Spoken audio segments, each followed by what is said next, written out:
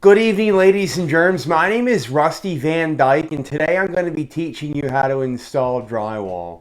So you're probably asking yourself, Rusty, how much is this going to cost me? Well, if you were to lollygag on down to your local Home Depot, you'd be walking out of there looking at the drywall prices and saying that's an exponential amount. I'm going to be leaving here without an arm and a leg. So long story short, instead of crippling your...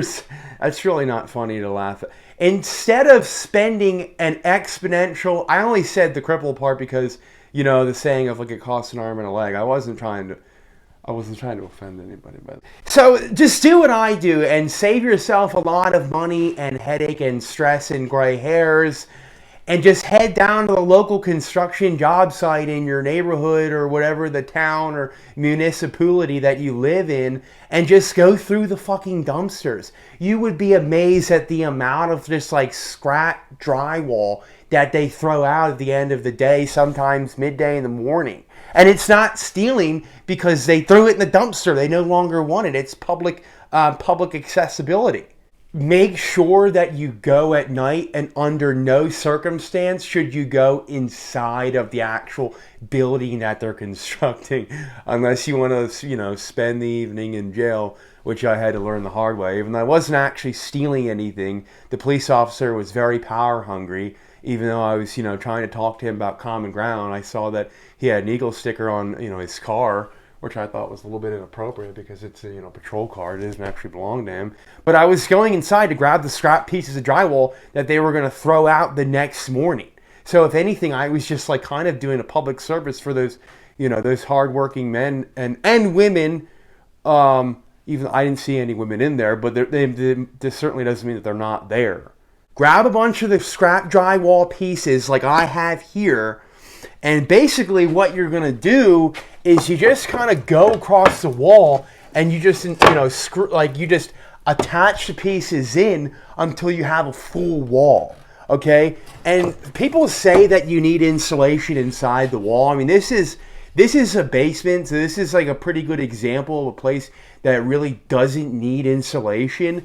I just put insulation in here because the day that I was grabbing these scrap pieces, which I only got small ones because I don't have that much time and I don't want to do the whole wall. I just want to show you how to do it.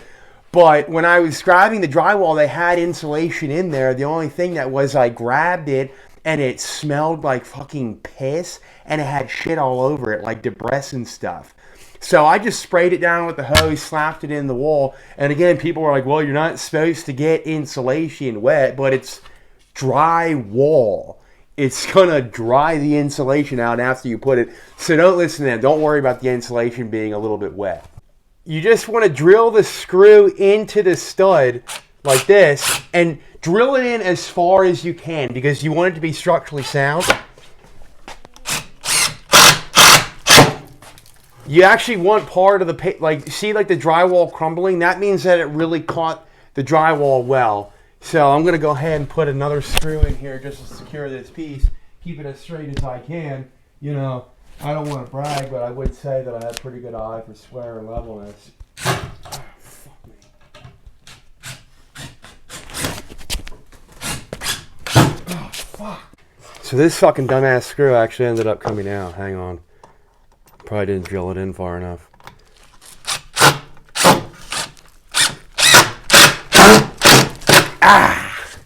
So there's your first piece, right? And then you just take the other one and you can just kind of butt it up right to the other bottom side of the piece so you have like a nice like joint there.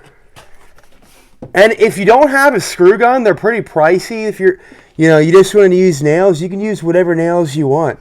By any means to attach a sheetrock to the wall, it's fine. You're going to finish it when you're done anyhow.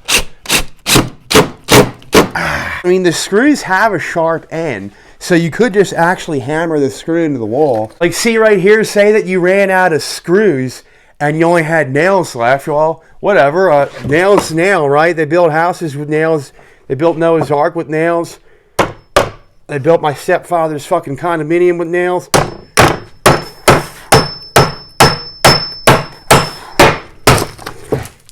Shit. I'm sorry, I was rushing for the video. The sheetrock's still on there because we can probably just take care of that when we actually finish the drywall. That's just nothing more than a little blip. So you just take a bunch of this spackle, the more the better, and you just kind of just gently, it's like kind of loose. It's still, see how it's spreading on there and covering in the gap? So you just want to lather that shit on. Look at that, see? The thicker the better that it is. And then tomorrow it dries, you come back and you sand that down. And so you just keep taking the scrap pieces, put them over the entire wall, cover the wall, and then you come back and all these joints you have, you just fire that spackle right on in there. And then you come down, you sand it, and then it's ready for paint. Again, my name is Rusty Van Dyke. I hope you enjoyed this tutorial today. And if you need anything or need any work done around your house, just give me a call or just, shoot me a DM.